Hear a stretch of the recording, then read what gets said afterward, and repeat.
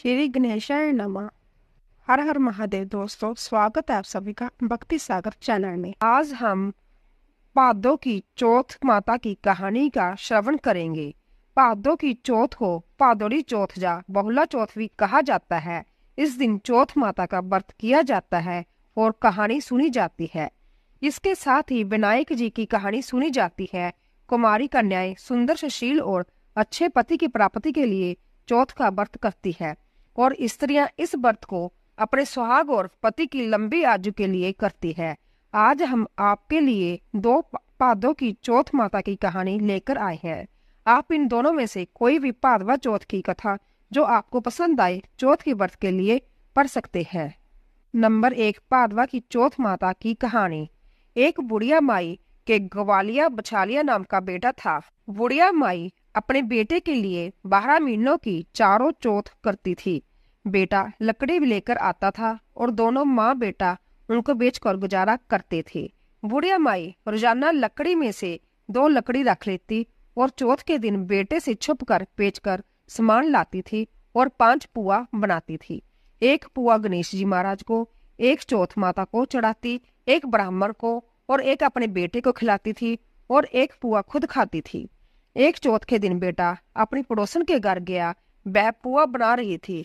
जब उसने पूछा कि आज क्या है जो पुए बना रही हो, तब वह बोली, मैंने तो आज ही बनाए हैं, पर तेरी माँ तो चारों चौथ को पुए बनाती है। उसने जाकर माँ से पूछा, माँ तू रोज पुए बनाती है, मैं इतनी मेहनत से कमाता हूँ। बुढ़िया माई बोली, मैं तो चौथ माता का व्रत करती हूँ। वह बोला कि तू मुझे रख ले, जा तू चौथ माता को रख ले। बुढ़िया माई बोली, मैं तो तेरे लिए ही चौथ का व्रत करती हूँ, इसीलिए मैं तुझे छोड़ सकती हूँ, पर चौथ माता को नहीं। जब बेटा घर से जाने लगा तो बुढ़िया माई बोली, तू जा रहा है तो मेरे हाथ से जा आखा लेते जा, जहाँ संकट आए वहां ही पूर देना। बेटे ने सोचा बात झूठी है, पर ले चलने में क्या बुराई है। वह चलने लगा और वह थोड़ी दूर पहुंचा ही था कि उसने देखा कि खून की नदी बह रही थी।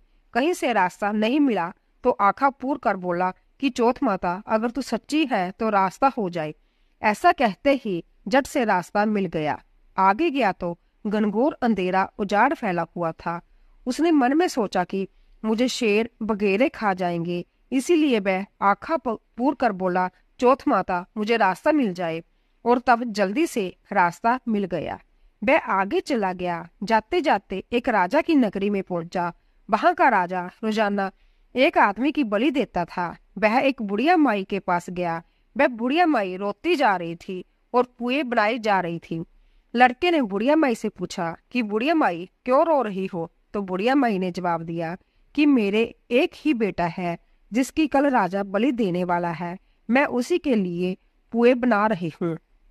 वह बोला, बुढ़िया माई अपने बेटे की जगह मुझे पुए खिला दे, मैं उसकी जगह बलि चढ़ने चला जाऊंगा। बुढ़िया माई ने कहा कि मैं दूसरे के पुत्र को कैसे भेज सकती हूँ, लेकिन वह नहीं माना तो बुढ़िया माई ने उसको पुए खिला दिए।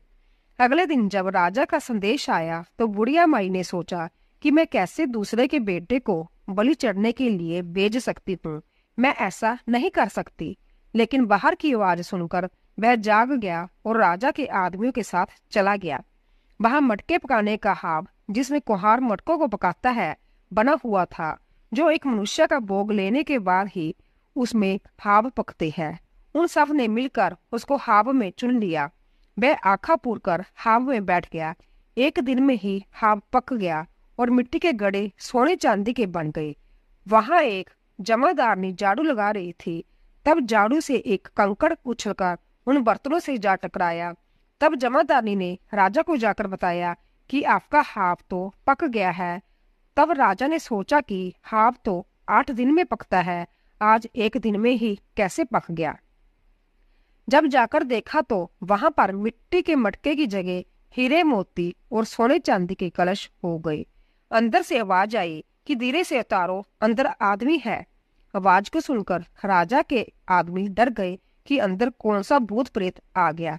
फिर वह बोला कि डरो मत, मैं तो सिर्फ एक आदमी हूँ जिसको तुमने अंदर चुना है। देखा तो अंदर हरे हरे जवारे उग रहे थे। राजा ने पूछा कि तू तो अंदर जीवित कैसे बच गया? तब उसने बताया कि मेरी माँ चौथ का व्रत करती है। जब मैं घर से निकला था तो मेरी माँ ने मुझे आंखें दिए थे। मैं उन्हीं को पूर कर बैठ गया और चौथ माता के कारण बच गया। तब राजा ने कहा कि मैं तेरे को एक घोड़े पर बिठाकर सांकल बांध देता हूँ। यदि वह सांकल खुलकर मेरे बन जाएगी तो मैं चौथ माता को सच्ची मान लूंगा। तब वह आंखें पूर कर बैठ गया और चौथ माता से कहने लगा, हे चौथ माता, अब तुम ही मेरी लाज बचाना। तब सांकल खुलकर राजा के बंध गई। राजा ने अपनी बेटी की शादी उस लड़के से कर दी और बहुत सा धन दौलत देकर विदा किया। पड़ोसन बोली कि माई तेरे बेटे बहू आ रहे हैं।